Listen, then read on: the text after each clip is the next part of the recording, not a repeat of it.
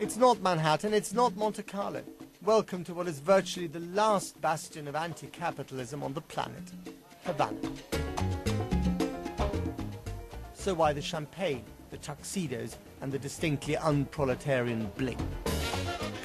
This is the gala evening of the annual cigar festival, and these people are here to launch the world's most expensive and exquisite cigar perhaps ever made, the Cohiba Behique. Price as much as $50 each, or the equivalent of a good monthly salary in Cuba. This event is actually being broadcast live on state television, and if the smoke-clad excess doesn't cause offense outside this hall, it's because there is immense national pride in Havana cigars, one of Cuba's top 3 exports. Cigars aren't the only thing that's schizophrenic about Cuba's economy. There's the official socialist economy, prized in local pesos, which provides cradle-to-grave free education and healthcare, as well as food, housing and utilities at a very low cost.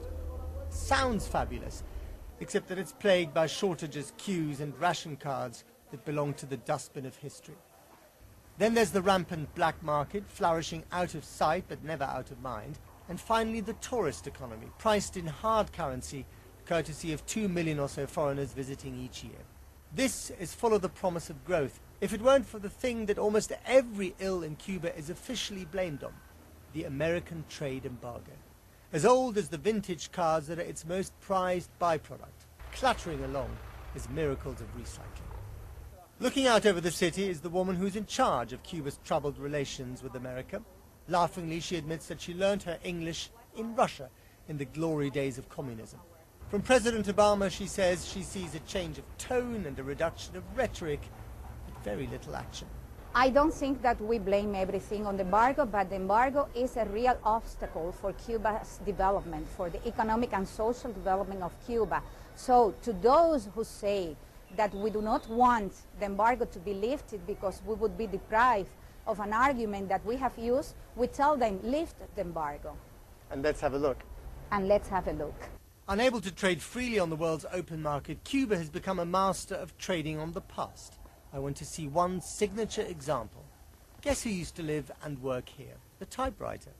The empties left as they were half a century ago.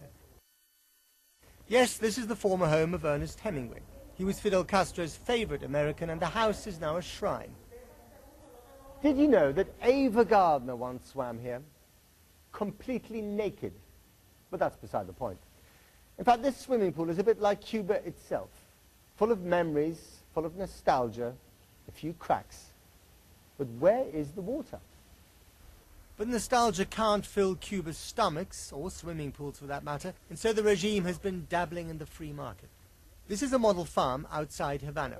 They grow the kind of fruits and vegetables that most Cubans could only dream of until recently. The farmers don't actually own the land, but it is leased to them for their use, and here's the key, for their profit. The man in charge couldn't refrain from boasting. He who's prepared to work the land, he told me, and gets the opportunity, can earn 4 times as much as a professional in the city. It's a radical thought, which is why the farm has to cloak itself in revolutionary zeal. Hence the freshly painted mural of Fidel Castro, and a shrine that honors both the fathers of the revolution and the farm's employees of the month. It is all thanks to this man, Raul Castro, Fidel's younger brother, who wants to turn Cuba into a mini China, open economy, closed politics. So these are the green shoots of a fledgling free market economy in Cuba. All, of course, couched in the rhetoric of the revolution with murals to match. But this is only a very small part of the overall economic landscape. Off to the town of Bejucal, where streets are paved with mud and young children steal onions, not for sport, but for necessity. Any doubts about how tough life in Cuba can be, just visit this grocery shop. There's no bread, the sign says. In fact, there's precious little of anything. But there is music. As time goes by, you can't make this stuff up. When it finally arrives, the delivery van is drawn by horses. And the local kids play baseball, the national obsession, but with bottle tops. Cuba is getting poorer, not richer, and despite dipping its toes gingerly into the waters of political debate, politics too is stuck in a time warp. Raul Castro on the left peers down from the wall, a reluctant agent of change, a slave to the past, but still the man with an iron grip. Just ask his daughter, Mariela. We did. She's a social reformer for gay rights, but she also knows when to toe the family line. You talk to your father a lot. He respects you. I asked her. Do you ever tell him to retire, to hand over power to the next generation? Papá, tenemos que cambiar más. Mira, la responsabilidad de mi papá es tan compleja. Listen, my father's responsibilities are complex. That wouldn't be right for me to do. All reform must be channeled within the framework of socialism, and my father's generation is the best guarantee to avoid chaos. On the Malecon, Havana's seaside promenade, the pace of life and politics move like molasses. Would it not be a miracle if Castro's communism and Cuba's rigid social order can survive if and when this place finally opens up? But then it's a bit of a miracle that we're still asking the same old question, 2 decades after the fall of the Soviet Union. The streets of Havana may be pockmarked by poverty, but this warren has produced an extraordinarily versatile amount of culture, and the world has been beguiled. Who hasn't heard of the Buena Vista Social Club? Who hasn't at some stage tried to dance a bit of salsa? Mass culture, just as mass education, have always been pillars of the communist revolution here. They've produced an immense reservoir of talent, but also, as I found out, of national pride. It's an irresistible sound, salsa seeping out of a cafe, echoing through the nocturnal gloom of Havana. The locals love it, the tourists can't get enough of it. This is the face of Cuban culture much of the world has come to cherish and expect.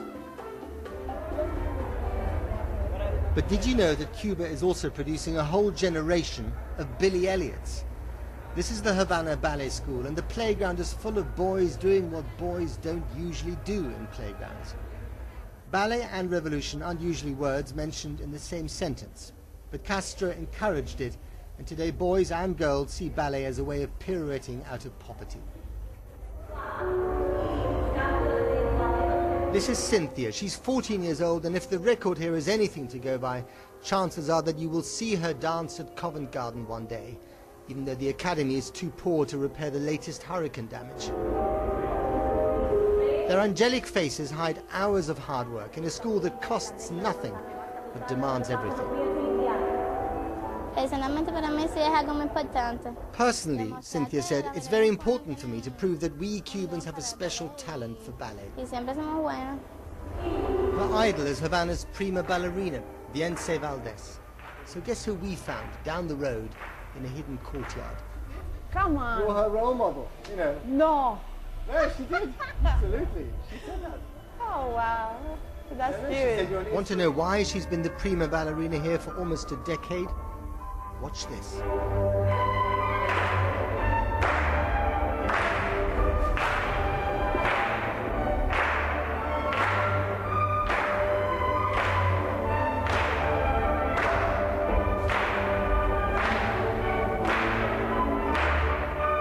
Beyoncé tours outside Cuba at least 10 times a year, earning a fortune, but always returning home.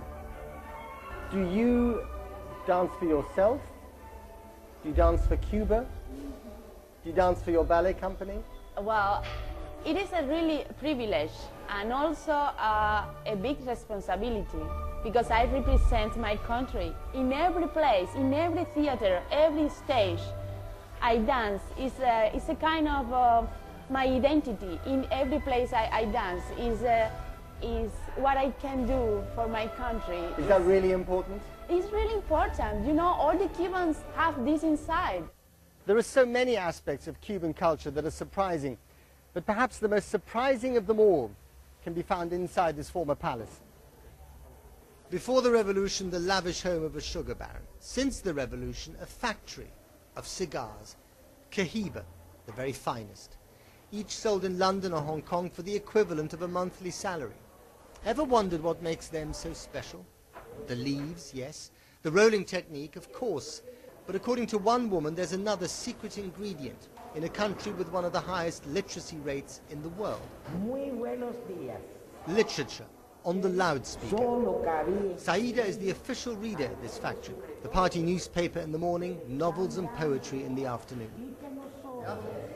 Eso se ha comprobado.